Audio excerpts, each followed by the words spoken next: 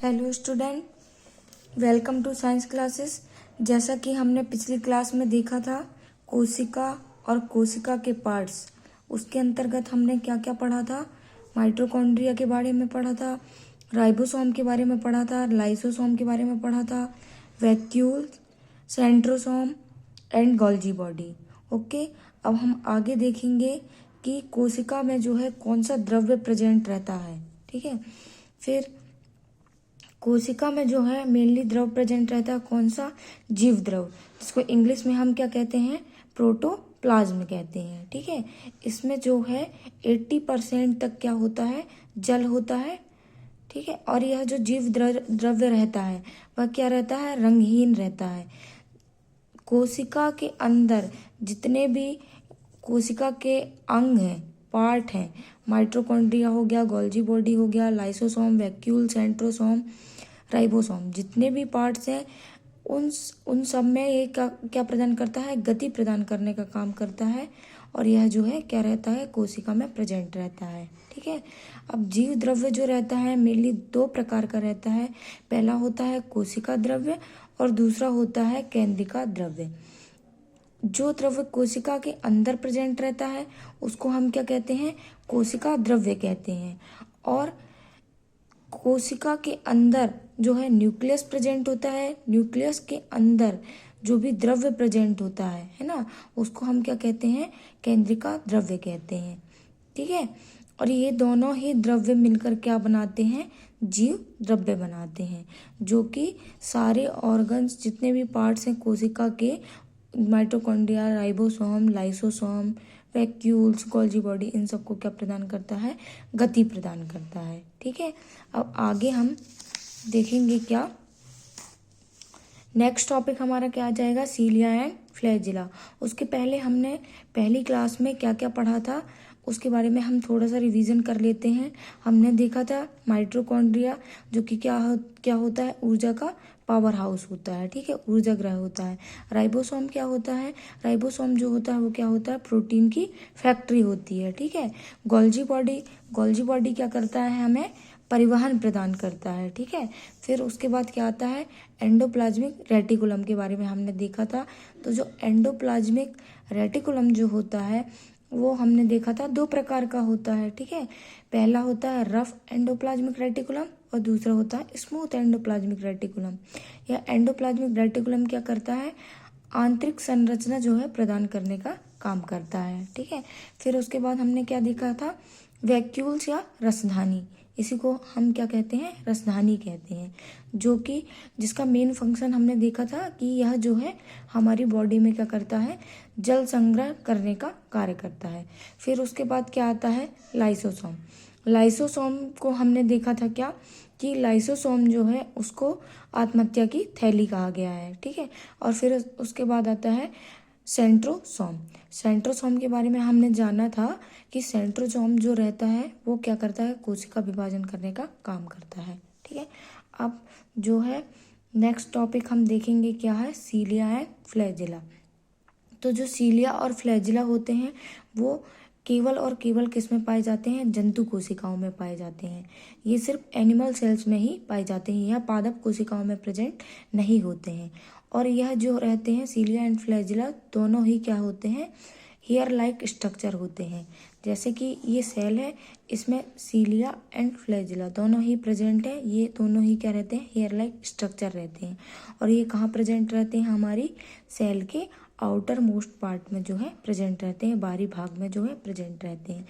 इन्हीं सीलिया और फ्लैजिला के माध्यम से जो है, ये हेयर लाइक स्ट्रक्चर के माध्यम से हमारी सेल से जो है जितने भी ऊर्जा है या कुछ भी पदार्थ है उसको क्या करते हैं, चूसने का जो है काम करते हैं। साथ ही साथ ये क्या करते हैं, गति करने में जो है हेल्प करते हैं। ठीक है, और मैं एक चीज़ और बताना चाहूँगी कि जो बड़ा पार्ट होता है उसको हम क्या कहते हैं, सीलिया कहते हैं, और जो छोटा पार्ट होता है उसको हम क्या कहते हैं, फ्लैजिला कहते हैं। ठीक है, अब हम नेक्स्ट देखेंगे क्या है, लवक।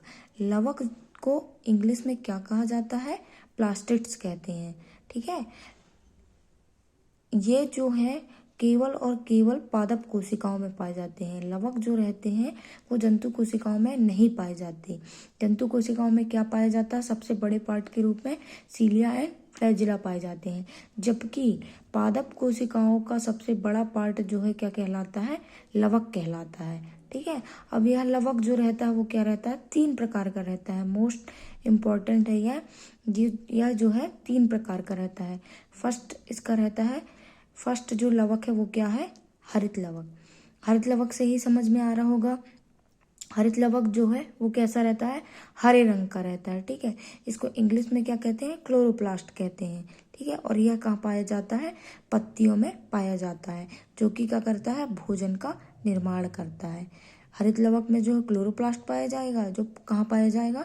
क्लोरोफिल प्रेजेंट रहेगा। क्लोरोफिल पत्तियों में पाया जाता है, तो वो क्या करेगा? प्रकाश संश्लेषण की प्रक्रिया के द्वारा क्या करेगा? भोजन का निर्माण करेगा।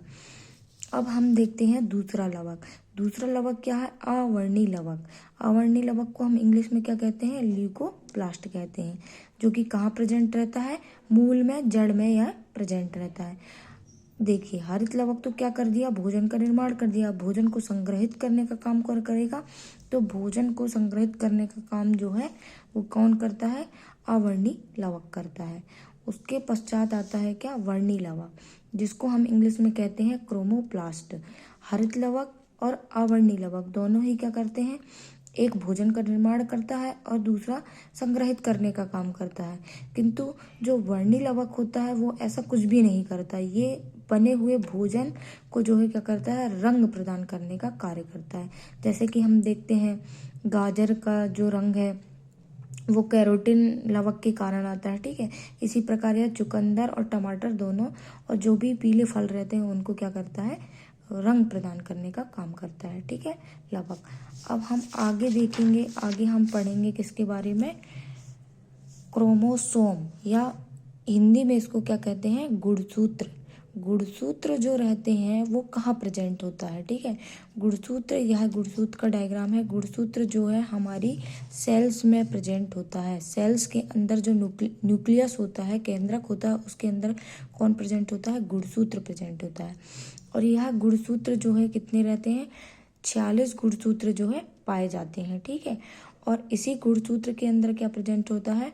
डीएनए, आरएनए और जीन जो है पाए जाते हैं। ठीक है, फिर तेज जोड़े में हम क्यों कहते हैं कि तेज जोड़े में गुणसूत्र प्रेजेंट रहते हैं? एक क्वेश्चन बनता है कि गुणसूत्र को हम जोड़े में क्यों लिखते हैं? तेज जोड़े और संख्या में यह जो रहते हैं वो कितने रहते हैं? 46। तो इसलिए कहा जाता है जोड़े में, क्योंकि हमारी आई भी जो है वो 2 है जोड़े में। नोज जो है, हमारी नाक जो है वो भी जोड़े में है, 2 है। हमारे फेफड़े देख लें अगर हम, तो वह भी जोड़े में प्रेजेंट होते हैं, 2। किडनी अगर हम देख लें तो वह भी 2 जोड़े में प्रेजेंट होती है।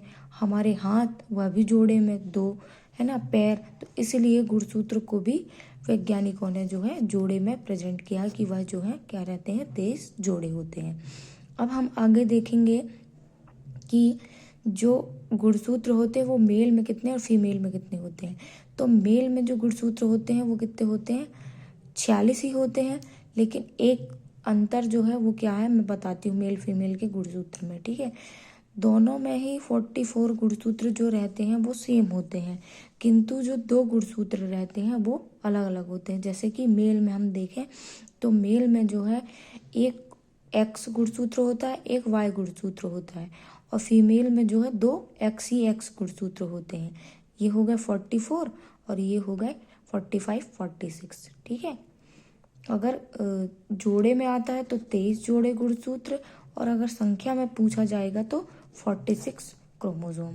ओके, अब आगे हम देखेंगे कि कोशिका जो है वो हमारा सबसे छोटा अंग नहीं है। ठीक है, कोशिका को जो है सबसे छोटा अंग मानना जो है गलत है। कोशिका जो है क्या है? एक सबसे छोटी इकाई के रूप में है। इकाई के रूप में कोशिका को इसलिए प्रस्तुत किया गया है क्योंकि कोशिका जो है वो क्या करती है? कोशिका के अंदर जितने भी mitochondria, ribosome, Golgi body, centrosome, vacuole